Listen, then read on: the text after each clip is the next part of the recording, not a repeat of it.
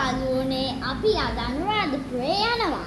අපි ට්‍රේන් එකේ තමයි අනුරාධපුරේට ගියේ. අපි දැන් මේ මාසයට යන ගමන්.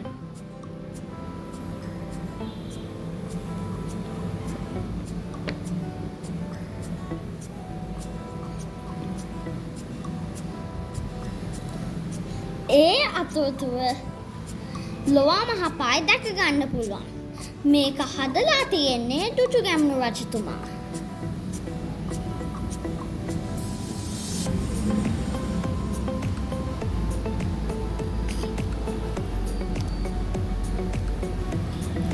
අපි දැන් රුවන්වැලි සෑයට ආවා. අපි දැන් ඉන්නේ විශ්වයේ තියෙන බලවත්ම ස්ථානයේ.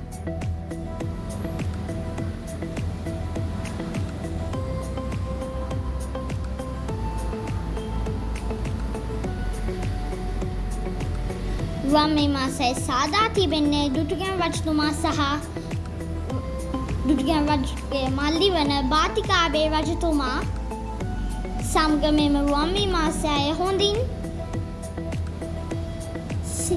හොඳින් සාදා සෑදුවා.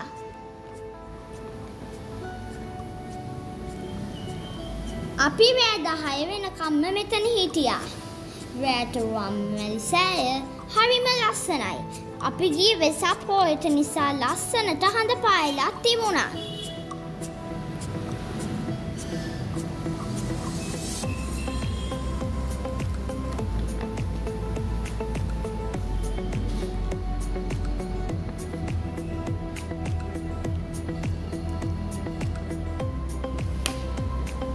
අපිත් දැන් ඊට පස්සේ දවසේ අපි ඉසුමුණි යට ගියා. එතන හරිම ලස්සනයි. ඉසුමුණි විහාරයේ කැටයම් ගොඩාක් තිබුණා.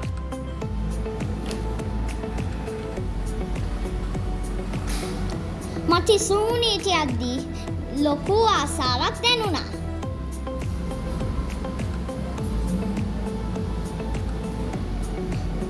ඉසුමුණි ගැන බලද්දි මට මගේ සිත හොඳටම නිවෙනවා.